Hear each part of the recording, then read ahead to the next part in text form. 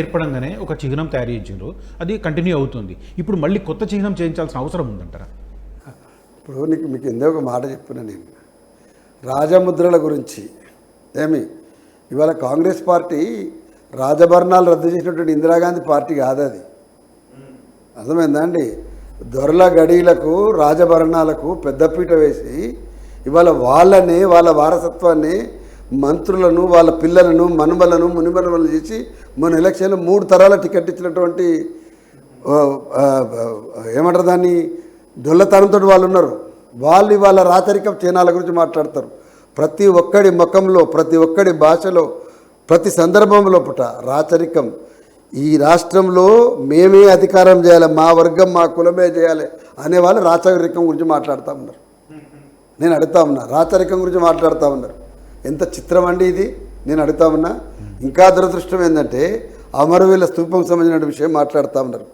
ఇవాళ త్యాగాల పునాదుల మీదనే తెలంగాణ రాష్ట్రం వచ్చిందని చెప్పి గర్వంగా ప్రకటించేటువంటి దగ్గర ఒక రాజముద్రలో ఒక స్తూపం యొక్క ఆనవాళ్ళు కనపడాలని రూల్ ఏం లేదని చెప్పేసి ఒక చర్చ జరిగింది. అది మామూలుగా ఏం జరగలేదు. అది చాలామంది విజ్ఞులుండి రాజముద్రలో ఎందుకండి మన వైభవానికి చిహ్నమైన మాట్లాడుకుందాము. అది ఒక రక్త చరిత్ర, మనకి ఇష్టమున్నా లేకున్నా అది అమరవీరుల స్తూపంగా మనకి ఎంత గౌరవం ఉన్నదో, స్వరాష్ట్రం సాధించడానికి ముందు ఎంత కిరాతకం జరిగిందంటానికి.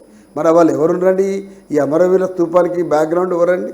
రక్తం ఏ ప్రభుత్వం హయాంలో పారింది? ఇవన్నీ తవ్వుకోవడం ఎందుకు? ఇప్పుడు ప్రభుత్వంలోకి వచ్చిన తర్వాత పాత గాయాల్ని గెలుక్కోవాలని ఎవరేం కోరుకోరు. ఈవెన్ మీరు తెలంగాణ విద్రోహ దినానికి సంబంధించి, విమోచన దినానికి సంబంధించి లేకపోయింటే మొదటి సాయుధ పోరాటం తర్వాత విముక్తి అయినటువంటి అంశము మెర్జర్ ఆఫ్ మనం రిలీజ్ ఆపరేషన్ పోలో తర్వాత ఉన్నాయి కదా, అంశాలని కూడా చాలా స్మూత్గా చాలామంది అభిప్రాయాల తర్వాతనే ఇప్పుడు ఆనాడు జరిగినటువంటి రజాకార్ల కిరాతకము, తర్వాత పటేల్ సైన్యం, ఇక్కడ ఉన్నటువంటి కమ్యూనిస్టు యోధుల్ని చంపినటువంటి ఇవన్నీ చర్చలకు రావడం ఎందుకని చెప్పి విలీనం వరకే పరిమితం చేద్దామని ఇంతమందికి మన గంట చక్ర పరిమితం మనలాంటి వాళ్ళందరూ ఒక ఫీడ్బ్యాక్ తోటి ఆగింది. నేను ఇప్పుడు కూడా నేనేమంటున్నట్టే, ఎందుకు తవ్వుకుంటారు? ఇంతమందికి అన్నా కదా, సమైక్య పాలనలో తెలంగాణ అస్తిత్వము ప్రశ్నార్థకం అవుతున్నప్పుడు నోరెత్తని వాళ్ళు ఇవాళ ఇంత పెద్ద మాటలు ఎందుకు మాట్లాడుతున్నారు?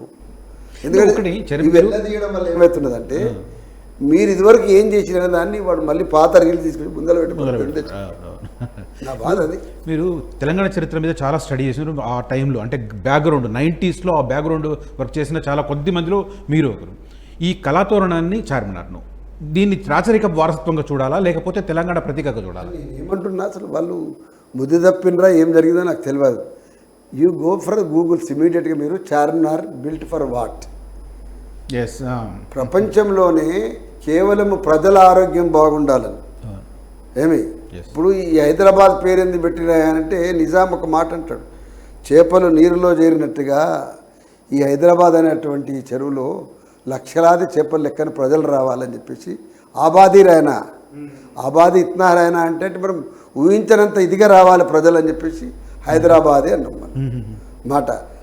చార్మినార్ ఎందుకు అన్నాము అంటే 4 చేతులెత్తి ఆకాశాన్ని మొక్కినట్టుగా ఉండాలి. అంటే అయ్యా భగవంతుడు మా అందరిని అల్లా, మా అందరిని మంచి చూడు, జబ్బులు రాకుండా. ముఖ్యంగా మీ అందరూ తెలుసు ప్లేగు మశూచి వచ్చిన సందర్భంలో కట్టిండ్రు. సో లిటరల్లీ స్పీకింగ్ మానవుల యొక్క ఆర్తి లేదా పాలకు బాధ్యుడైనటువంటి పాలకుడు ప్రజల ఆరోగ్యం కోసం చేసినటువంటి 4 చేతులు ఎత్తి మొక్కుతున్నటువంటి ఒక చిహ్నం అది. అవునా కదా?